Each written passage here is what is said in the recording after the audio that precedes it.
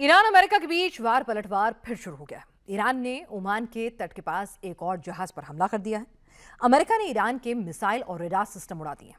Iran ने Bahrain में America की 5वीं फ्लीट पर बहुत बड़ा ड्रोन अटैक किया है। लेबनान में पीस डील से नाराज हिजबुल्लाह ने आग लगा दी है।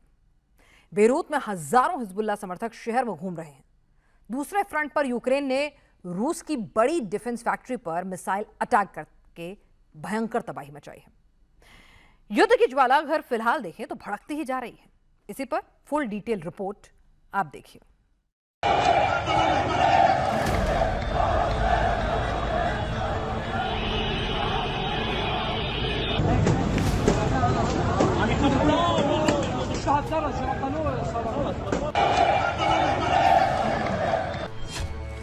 ईरान ने उकसाया, हिजबुल्लाह ने लेबनान चलाया।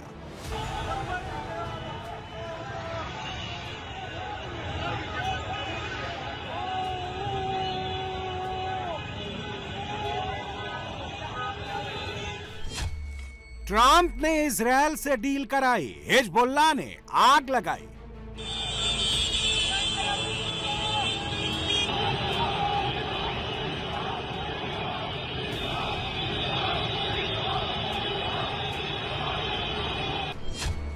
लेबनान में लंका कांड दोहराने की साजिश किसने रची?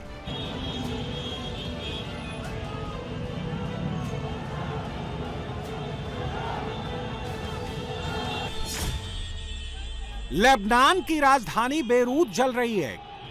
क्या इसे जलाने का ऑर्डर तेहरान से आया? क्या ईरान के ऑर्डर पर हिजबुल्लाह रातों रात सड़क पर उतर आया? हजारों समर्थक बेरूत की सड़कों पर आगजनी करने लगे।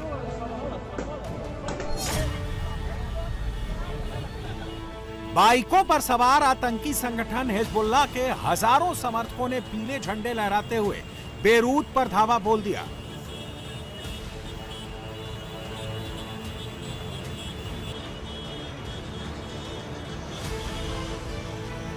बेरूत में जहां लेबनान की सरकार के दफ्तर है, उस इलाके को हिजबुल्लाह समर्थकों ने घेर लिया, सड़कों पर कब्जा कर लिया। रोशनी में चमकती ये इमारत लेबनान का प्राइम मिनिस्टर पैलेस है। इसके बाहर का मंजर देखिए। चारों तरफ से Hezbollah supporter prime minister palace के बाहर जमा हो रहे हैं, पैलेस को घेरने की कोशिश कर रहे हैं। बेरूत में प्राइम मिनिस्टर पैलेस की तरफ जाने वाले जितने रास्ते हैं, वहां हिजबुल्लाह ने आगजनी शुरू कर दी, पैलेस को घेर लिया। अब वो बांग्लादेश और लंका की तरह प्रधानमंत्री पैलेस पर कब्जा कर तख्ता पलट करना चाहते थे।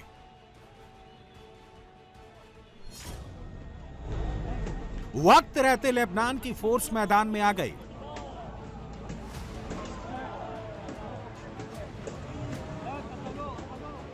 जो लेबनान की फोर्स पहले हिजबुल्लाह के सामने खड़े होने से डरती थी, उसने हिजबुल्लाह समर्थकों पर डंडे बरसाने शुरू कर दिए। बाइक सवार भीड़ तंत्र को सेना ने वहां से भगा दिया, वरना लेबनान में लंका कांड होते देर नहीं लगती।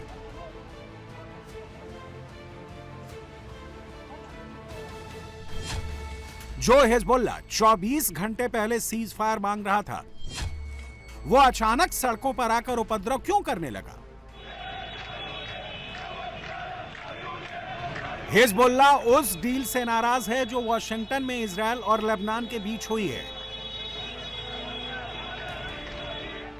14 पॉइंट की इस डील में हिजबुल्लाह के अंत का पैगाम छुपा है। इसीलिए हिजबुल्लाह ने सड़क पर संग्राम छेड़ दिया है। अपने हजारों समर्थकों और आतंकियों के दम पर बेरूत को बंधक बनाने की साजिश शुरू कर दी है। हिजबुल्लाह जिस डील के बाद उपद्रव और आगजनी कर रहा है, उसमें ऐसा क्या है जिससे ईरान भी नाराज है? डील के मुताबिक लेबनान की सेना पूरे देश का असली कंट्रोल संभालेगी। हिजबुल्लाह को पूरी तरह से हथियार छोड़ने होंगे। हिजबुल्लाह के टेरर इंफ्रास्ट्रक्चर को तोड़ा जाएगा। इजरायल की सेना लेबनान से धीरे धीरे पीछे हटेगी। इजरायली सेना शुरुआत में पायलट जोन से हटेगी।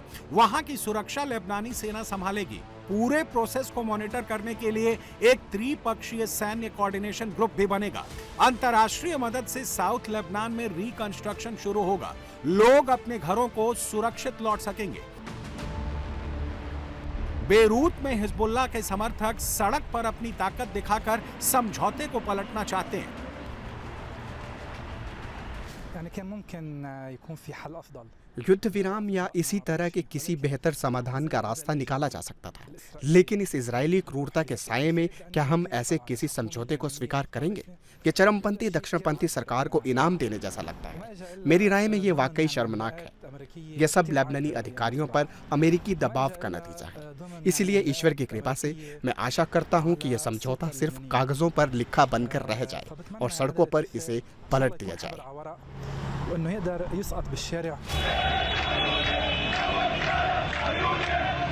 लेबनान के संग्राम को समझने के लिए यह समझना जरूरी है कि हिजबुल्लाह वहां की सरकारी फौज नहीं है। हिजबुल्लाह के पास 2 लाख लड़ाके हैं। लेबनान की सरकारी फोर्स 80,000 है। हिजबुल्लाह की एलीट यूनिट रदवान फोर्स में 5,000 ट्रेंड कमांडो हैं। लेबनान के सरकारी फोर्स में एलीट फोर्स के नाम पर कुछ नहीं है। हिजबुल्लाह के पास रॉकेट, मिसाइल, लॉन्चर, ड्रोन जैसे एडवांस वेपन हैं। हिजबुल्लाह का बेरूत के दाहिया इलाके में कंट्रोल है। साउथ लेबनान में उसकी हुकूमत चलती है।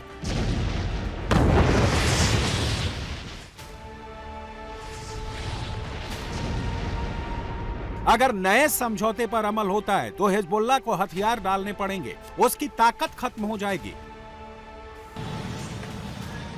इसलिए हिजबुल्लाह डील का सख्त विरोध कर रहा है। लेबनान और इजराइल के बीच हुए समझौते के बारे में मैं ना तो इसके पक्ष में हूं और ना ही इसके विरोध में। क्यों? जब आपके देश में भ्रष्टाचार व्याप्त हो, भ्रष्टाचार बेतहाशा फैला हो, देश सांप्रदायिक आधार पर बुरी तरह से बटा हो, जब आपके सामने 100 अन्य समस्याएं हो, भ्रष्टाचार, चोरी, कुप्रबंधित मंत्रालय, पर्यावरण को देखिए, समुद्र के बहते गंदे पानी को देखिए, तब आप संप्रभु निर्णय लेने की स्थिति में नहीं होते। हिजबुल्लाह का गठन 1982 में हुआ था। 1989 में लेबनान का गृह युद्ध खत्म हुआ और ताइफ समझौता लागू हुआ। सभी गुटों को हथियार डालने को कहा गया। हिजबुल्लाह को इजराइल के खिलाफ रेजिस्टेंस के नाम पर हथियार रखने की परमिशन मिल गई। ईरान के सपोर्ट से हिजबुल्लाह की सैन्य ताकत लेबनान की असली फोर्स से बड़ी हो गई।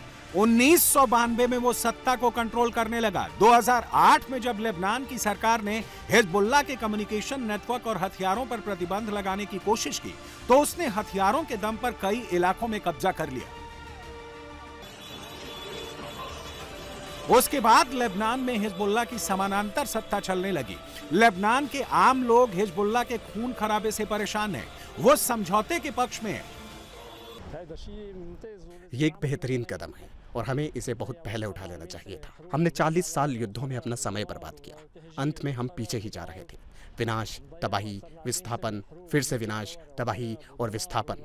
हम कहते थे कि हम यरूशलेम जा रहे हैं, अब हम बस दक्षिण लौटने की उम्मीद कर रहे हैं। ये सोच अब और नहीं चल सकती। अब इससे आगे बढ़ने का समय है। युद्धों का युग समाप्त हो गया है। लेबनान के साथ इजराइल का जो समझौता हुआ है वो नेतन्याहू की बड़ी जीत माना जा रहा है।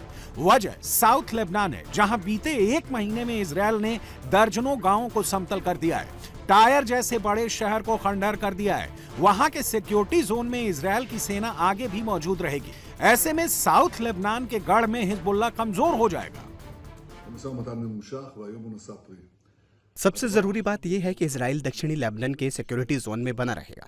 ये एक बड़ी उपलब्धि है और हम इसे तब तक बनाए रखेंगे जब तक हिजबुल्लाह के हथियार नहीं हटा दिए जाते और जब तक वह इजराइल राज्य के लिए खतरा बना रहता है। यह ईरान के लिए भी एक बड़ा झटका है। ईरान हमें दक्षिण लेबनान से हटने के लिए मजबूर करने की कोशिश कर रहा है और असल में इजराइल, लेबनान और अमेरिका उनसे कह रहे हैं कि ये आपका काम नहीं है। लेबनान में आपकी कोई भूमिका नहीं है, न आपकी, न हिजबुल्लाह की और न ही किसी आतंकवादी संगठन की। बेरूत में जब हिजबुल्लाह बवाल मचा रहा था, उस वक्त हॉर्मुज में अमेरिका फायर झोंक रहा था। मिडिल ईस्ट में युद्ध के 2 मैदान जहां शांति थी वो फिर ज्वालामुखी बनते जा रहे हैं। अमेरिका ने ईरान पर नए हमले किए हैं। हॉर्मुज के पास उन अड्डों को उड़ा दिया है।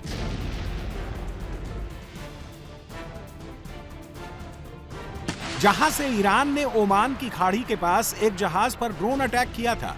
अमेरिका ने हमलों में 6 मिलिट्री एयरक्राफ्ट का इस्तेमाल किया। साउथ ईरान के 4 ठिकानों पर बमबारी की।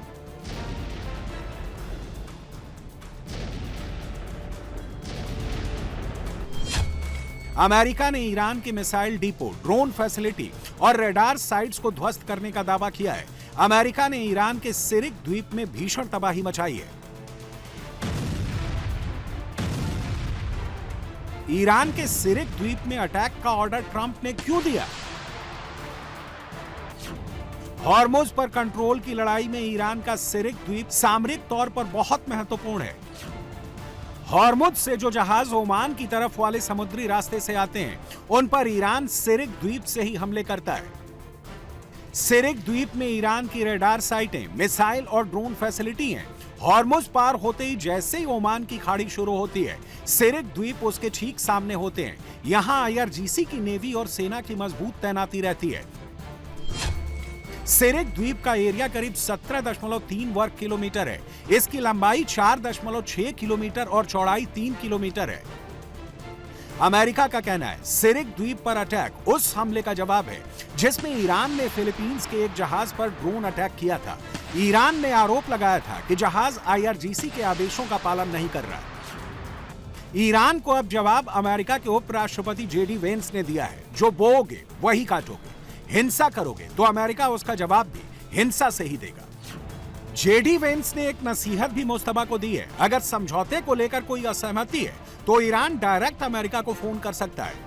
अगर बिना बताए किसी जहाज पर हमला किया तो इसका अंजाम वही होगा जो सिरिक द्वीप में हुआ है। On Iran, Mr. President, you said that Iran violated the ceasefire. Will they face any consequences? You'll find out. Do you consider the ceasefire to still be in place? I don't like the fact that they took a shot yesterday, actually 4, we knocked down 3, at a ship. Not an allied ship, but a ship, a very expensive ship. And it was fine, but it took a little beating.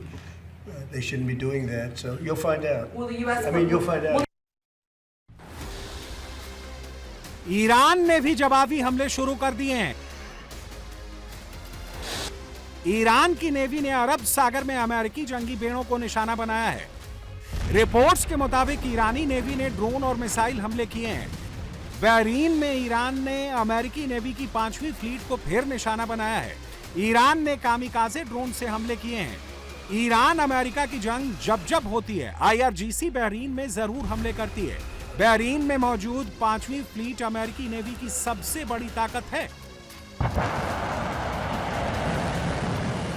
Iran का 2 दिन में यह दूसरा बड़ा attack है। MOU sign करने के 48 घंटे में ईरान ने दूसरी बार सीज फायर तोड़ा है।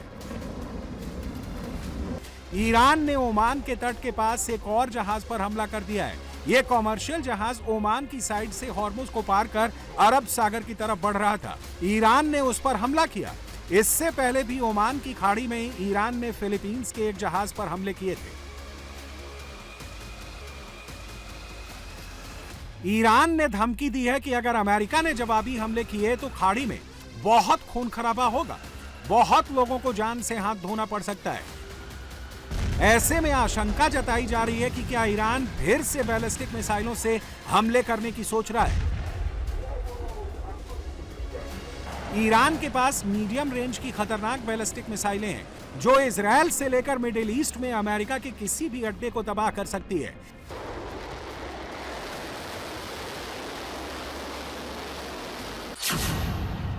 ईरान के पास युद्ध के बावजूद करीब 3000 मिसाइलों का जखीरा मौजूद है। भूमिगत सुरंगों में करीब 2100 बैलिस्टिक मिसाइलें मौजूद होने की रिपोर्ट है। पेंटागन की रिपोर्ट में दावा किया गया है जो मिसाइल लॉन्चर इजराइल और अमेरिका ने तबाह कर दिए थे, ईरान ने दोबारा उन्हें रिकवर कर लिया है।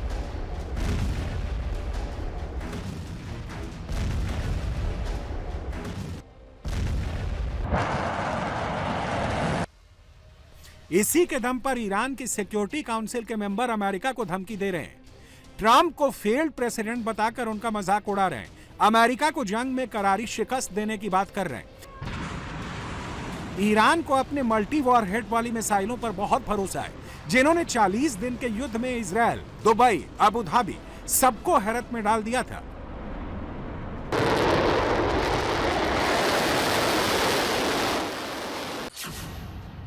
ईरान की मीडियम रेंज मिसाइलों में खुर्रम शेर 4 है। इसे 2000 से 3000 किलोमीटर तक दागा जा सकता है। 1800 किलो का पेलोड ले जाकर जहां गिराती वहां बहुत तबाही मचाती हैं।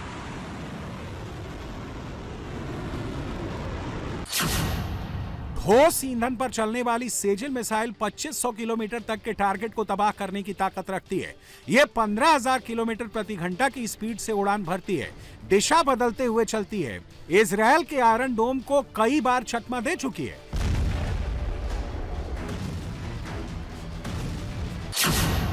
ईरान की गद्र मिसाइल 1950 किलोमीटर तक विध्वंस कर सकती है। युद्ध के तीसरे मैदान में भी भयंकर लड़ाई चल रही है। रूस के ड्रोन अटैक से यूक्रेन के ज़पोरिज़िया में भीषण आग लगी हुई है। गाड़ियां जल रही हैं, मकान सुलग रहे हैं। रूस के मॉडिफाइड ड्रोन बहुत भयंकर तबाही मचा रहे हैं।